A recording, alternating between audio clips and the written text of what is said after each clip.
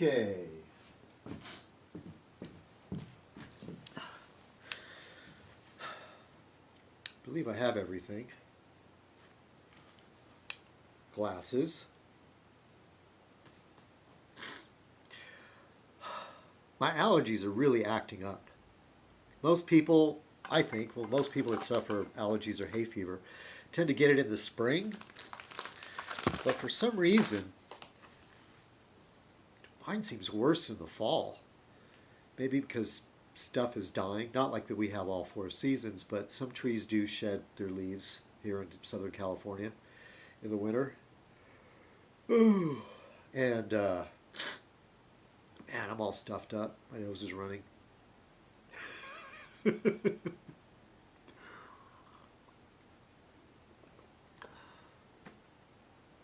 So I took some generic Allegra. Now, normally I take Benadryl, but it knocks me out. And what I've noticed in the past, if I take Benadryl at night, usually the next day I'm better and I could get by without taking anything. But lately, the Benadryl hasn't been, it works, but then the next day I have to take something again. So the Allegra claims it's non-drowsy, but man, the first time I took it, it just knocked me out. But the thing is,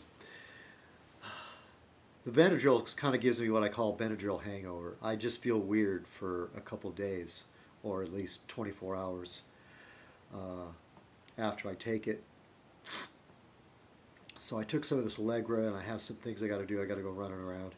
Anyway, I survived my first full week at my new job. I'm still, they gave me some kind of stuff that was fairly easy to do, except it was a type of welding I don't normally like doing, MIG welding. And they were having me MIG weld sheet metal, which is very unusual for me, because you have to turn the machine way down and it leaves a big fat ugly weld, but they're going to grind the welds off anyways, and it sucked. And if any of you have ever welded, what do they call it, the zinc plating, galvanized, it's nasty. It's just nasty stuff. So they having me weld all this galvanized stuff in these galvanized electrical boxes. Then they transferred me to, they're ready for me now, and the other new guy, they haven't transferred him over there yet, working on the thing that I was hired for, the government project. And man, that thing has to be so accurate. I think if I remember correctly, it has to be within 30 thousandths tolerance. And I don't have my calipers here in front of me, but 30 thousandths, that's a pretty tiny amount. And this thing is over at least 6 feet tall and maybe 4 feet wide. And when you're dealing with something that big and you're trying to get 30 thousandths tolerance, it's like this big box, but it's more complicated than that, made with heavy steel. I remember when Pop said that TIG welding was pussy welding.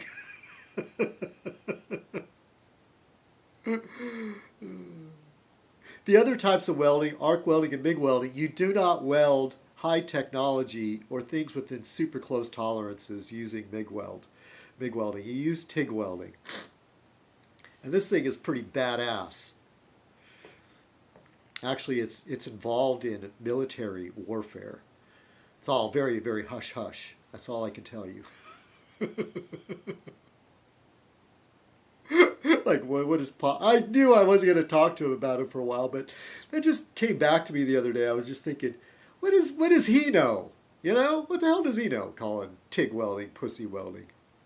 Fuck. The guy's probably never held a cutting torch. I'm going to stop now. Whatever. I know that he puts on room editions, like a new book. It's a new edition. Not my words, his.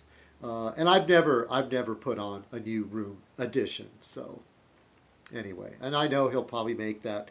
He'll take his little puppet and make some cheesy, stupid ass video that I won't watch with that voice. And I know I wasn't gonna, and I went ahead and mentioned him. Oh well. Look, I'm trying to put it behind me. I really am. I haven't said anything for a while. But I was thinking about it. And right now, I had to say it. Uh, that's what Fez Night is, man. Stream of consciousness, what's going through my brain. Very few notes. Maybe I might have a topic I go, I want to talk about that.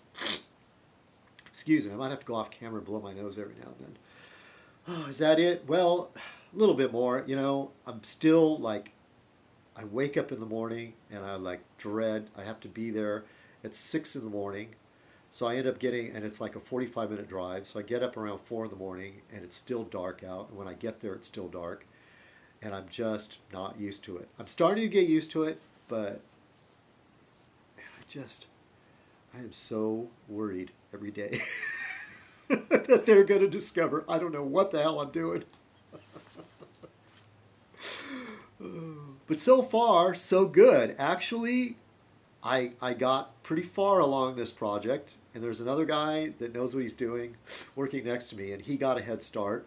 But I think the supervisor is okay with it. He feels like I'm holding my own. So we'll see. Touch wood. Okay, enough of that. Time to don the fez. Double checking. I named this. I had 3 pretty good names. I might use the other names next time, so I wrote them down. But today I'm going to use there's 3 names. I'm going to use like the bottom favorite, even though at the time I thought it was pretty good. But you may not think so. Time to don the fez. Oh, by the way, since it's gotten chilly, it was like 55 degrees. Okay, now you people on the East Coast might say, "Oh yeah, that's not cold at all." But if you don't heat your house, you don't heat your place, 55 degrees kind of feels cold when you're indoors. I'm sure you there that live around snow and stuff, don't leave the interior of your homes at 55 degrees. So which gives me an opportunity to wear my sweaters. I love wearing wool sweaters, and that's the nice thing about when the weather gets a little bit colder. Okay, there. Ready to start again. Time to don the fez. Greetings, fellow citizens. This is Citizen Kong, and welcome to another Fez Night. Tonight's Fez Night shall be called Man with a Fez. Yeah, isn't that great? Man with a Fez. All right, what are we going on now? About 8 minutes? So let's see. All right. You know what, and I've said this before. You know what they say, we all know this, the topics of conversation you want to avoid is sex, religion, and politics. Well, here on Fez Night, I tend to talk a lot about politics, and lately I've seemed to be talking a little bit more about religion. Usually religion and politics.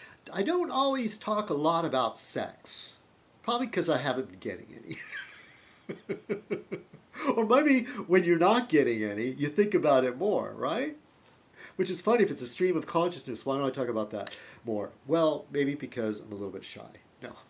Anyway, yeah, God, I'm embarrassing myself.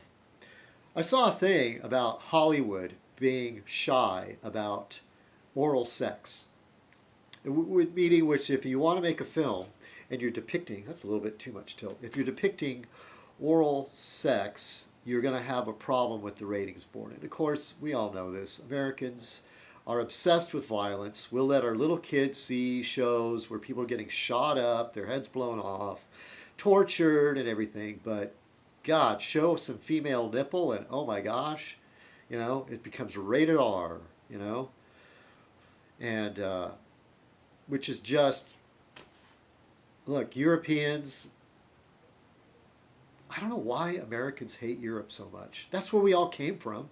Europeans got it better. Well, most of us. The ones that are proud, about keeping our race pure and all that Aryan stuff and all that. They go, yeah, I'm from Europe, But yet they hate Europe. Get it right, All the right wing like KKK, and all that. They hate France, and they hate England, and they hate Germany. Oh, wait, no, they like Germany. They like the old Germany. They don't like the new Germany that Germany's become. Yeah, they hate that. Uh, yeah, they hate Germany before Hitler. So the only time they really liked Germany is when Hitler was in charge. Other than that, I guess the mafia, would you consider the mafia right wing? I don't know what they would be. I guess they still love Italy. Anyway, Europeans, sex is not that big of a deal to them, you know.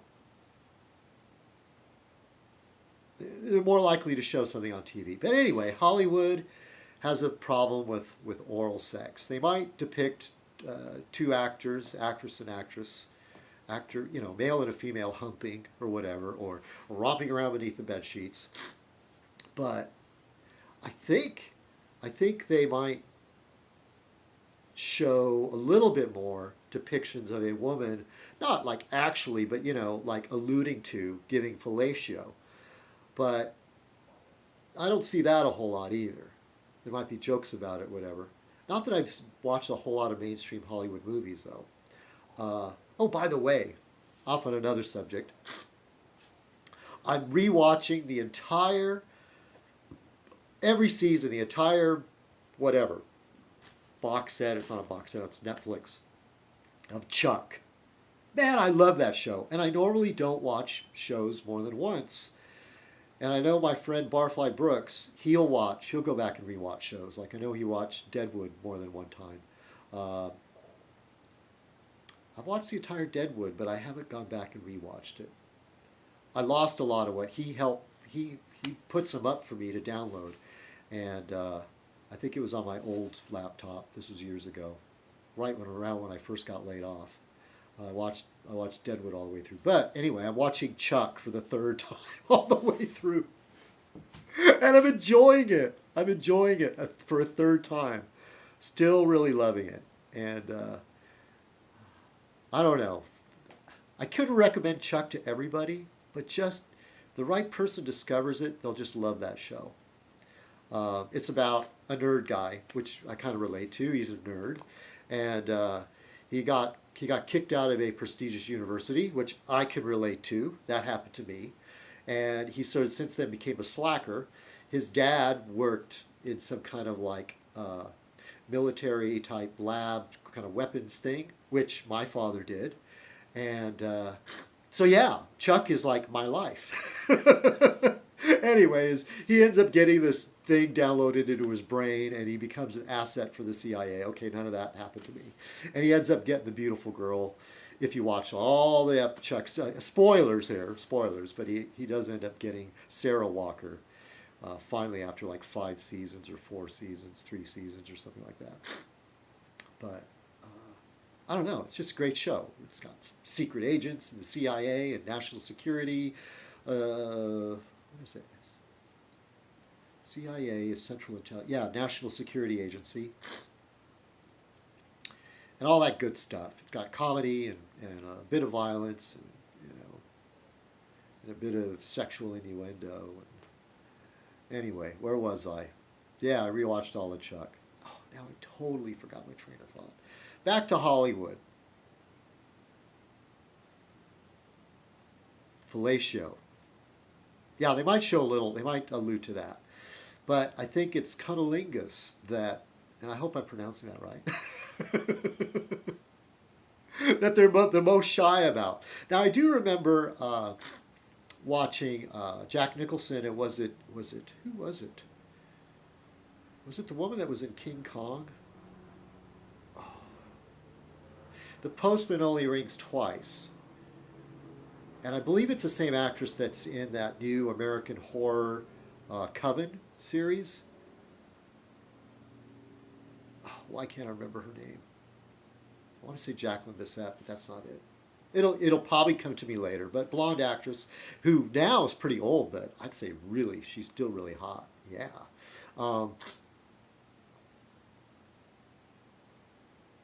Angelica Houston? No, that's not it. Oh, I can't think of it. Who knows? I might remember it by the end of this. I may not. So anyway,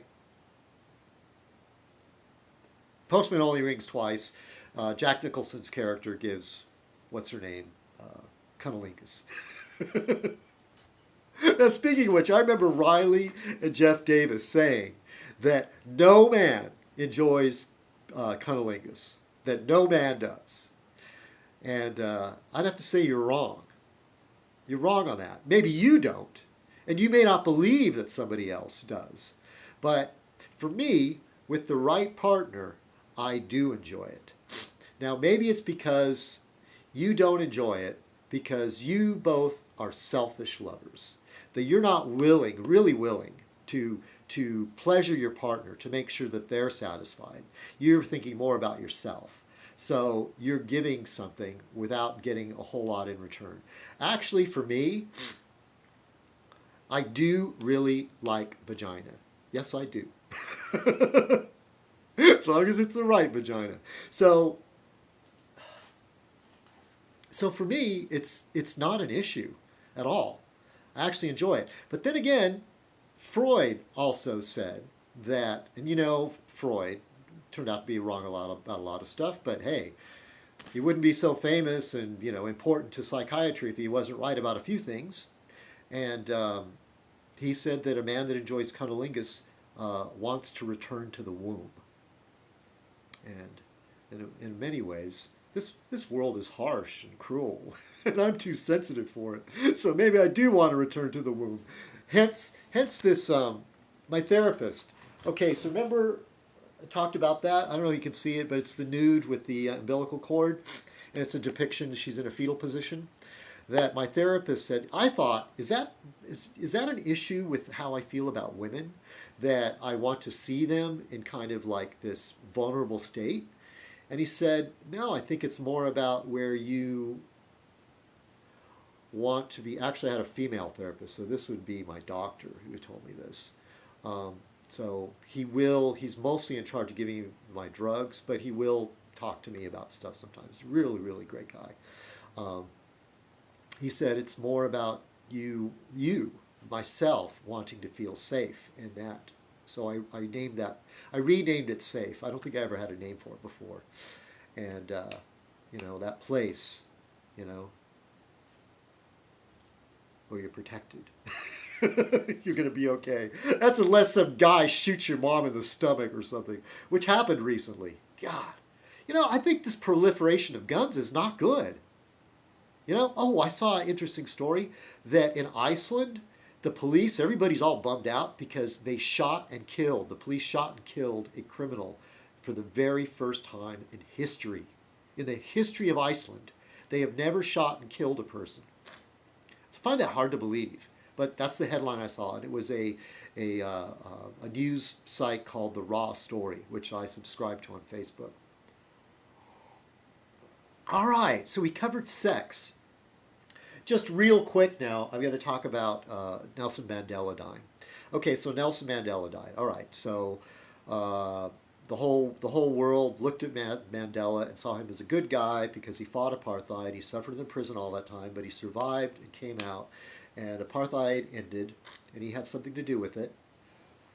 And of course, then again, he's not a perfect guy. He divorced his wife and whatever. His wife was weird too,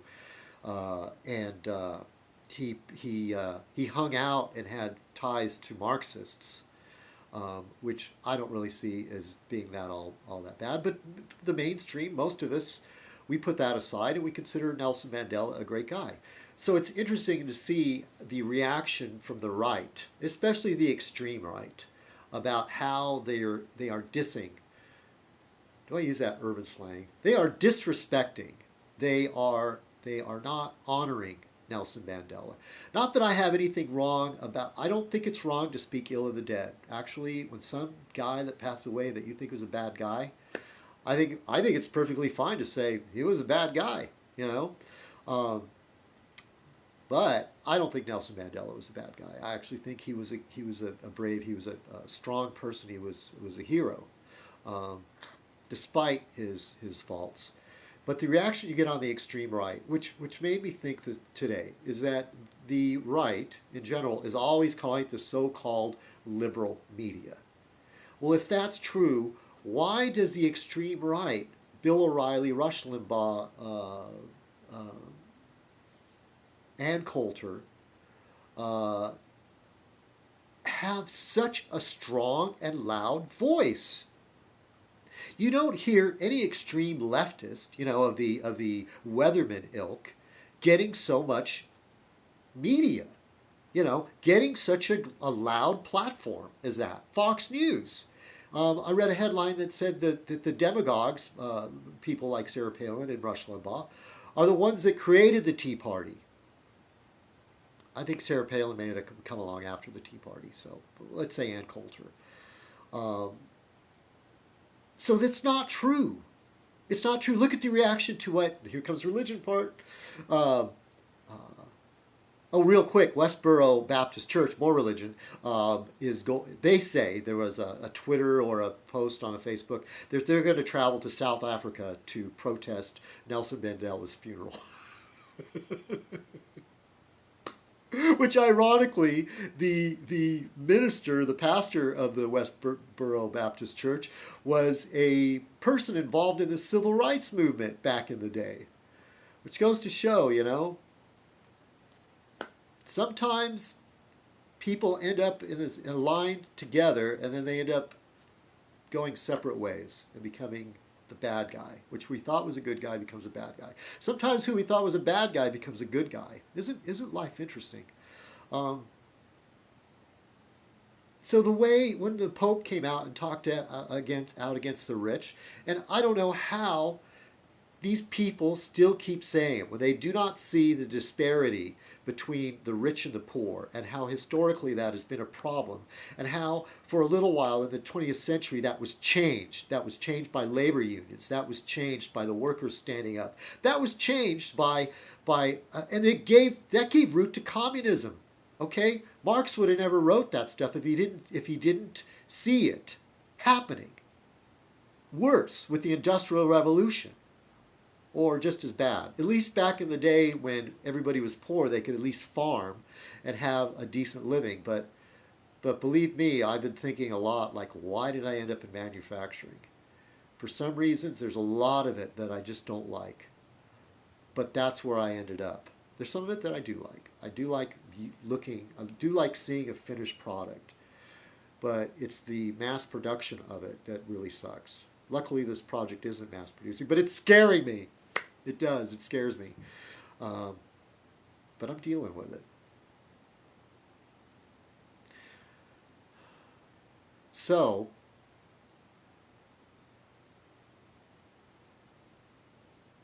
Nelson Mandela and the right's reaction to what Pope Francis said, which is truly closer to Christ's teachings about he didn't hang out with rich people. He didn't hate them or anything, but it's the whole money thing. When he went into the market and turned over the tables of the money changers, it's all there. And why anybody on the right could the capitalist think that they are the true ones blessed by God, how they cannot see that. And I know for my atheist friends that has nothing to do with anything. But at least my atheist friends, I think, are intelligent enough to see. Because most atheists, I find, very intelligent. In fact, they think very rationally, which I like to say that I do most of the time, but there's another side to me, I'm a Gemini, that doesn't think rationally, that does think more with emotion, more from here, that rationally they would see. The disparity between the rich and poor is getting worse. And what we did have in Europe and the United States, even more so in the United States, a strong middle class at one point, is going away. It's going the way that history mostly has been. And I made a statement on Twitter, and it was like overly simplified, but I said the biggest con in the history of the world is that the poor believe that when the rich benefit, we all benefit. Now, true, when some guy is ambitious and he's doing well, he creates jobs. There was a very good article, though. It's not the rich that create jobs, though, it's the economy. And I don't have the time to go into all that. But think about it. In a lot of cases, look, if my landlord has a windfall, he suddenly comes into a bunch of money. Is he going to pass that on down to me? He benefited, right? He benefited. But will I benefit from it? No. Maybe the only way I'll benefit maybe is he won't raise my rent. But he certainly won't lower it. I just don't see how anybody can really see it. It's not cut and dry like that. Reagan economics is a failure. And that's why the right is so upset with Pope Francis even saying something like that. Sure, there are benevolent rich people. There are people that... Henry Ford was a real asshole, but at least he was smart enough. And it wasn't so much he was benevolent, but he knew in order to keep good workers, he had to pay them well. And he also thought that anybody that worked for him should be able to afford to buy one of his automobiles. And he made that happen. You do not see the corporate wealthy, like McDonald's. They're not paying, they don't pay their workers enough to assure that they can go to McDonald's and buy their food. Last time I went to McDonald's and just bought like a couple things off the value menu and a McRib, that was $8. I can remember, look, I sound like some geezer, but I can remember going to a sit-down, nice little cafe and get a decent meal and coffee for $8. Now I pay $8 to go through the drive-thru for friggin' fast food. And do they pay the McDonald's workers enough to afford a place to live and eat there? No. I have to go to the dollar store and buy dollar cans of tuna or something. And even then, they're probably going into debt. Certainly not able to climb out of poverty. Oh, but I know. Yeah, they need to go get an education, get a better job. There's another thing I read psychologically. If you're born into money, if you are born like upper middle class, I'm not talking rich, but you're just born there, and your parents can afford to send you to school. Your parents can afford for soccer and ballet dance lessons and all that stuff that white suburban kids get to do. That your outlook on the world, you see the world as being a lot more fair. And of course, because life has been fair to you, it hasn't been that bad, okay? When you're born poor, your viewpoint of the world is very unfair. And that makes the people that are well off very insensitive to how the poor people feel. They don't get it. They just think, look, I just think positive and things came my way and you can do the same thing too. They do not understand what a difference that early leg up makes in the long run. Just like we know for a fact that an infant needs to be fed well in order for it to prosper. The same thing applies with intellect and outside stimuli, that you're getting good nurturing. The type that parents that are well off can afford to go take classes on parenting, and they really care about like buying the right crib that's safe and all this stuff, giving their child a very, very good start in life, where when you're poor, you can't afford to do any of that. And ironically, the poor tend to have kids more than the wealthy. I could just go on and on again. But watch the movie Idiocracy. It's not the greatest movie, but it has a philosophy in there that I really believe is true, is that the poor and the ignorant tend to breed more. Mostly they're talking about the ignorant because it's idiocracy.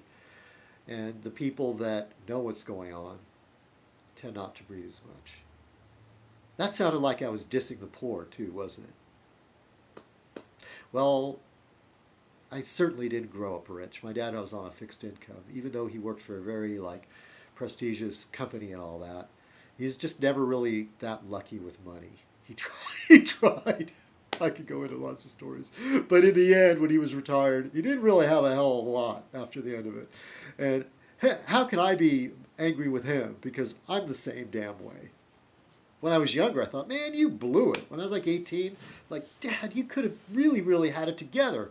I could have grown up like my cousin Tom You know, with everything.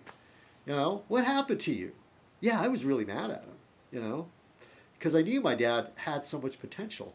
But now I see, as an adult, it's not that easy. And you have a few bad turns, you know, and basically a similar philosophy that my father and I have, and it just doesn't, sometimes it just doesn't happen. We're not that lucky. Or we just don't have a head for money. Okay, that's it. I've talked enough. Thank you for watching. Oh, man, I made it through this whole thing without blowing my nose. I need to blow my nose in a minute here. Excuse me. Thank you for watching Man with a Fez. Everybody, have a great week. Cheers.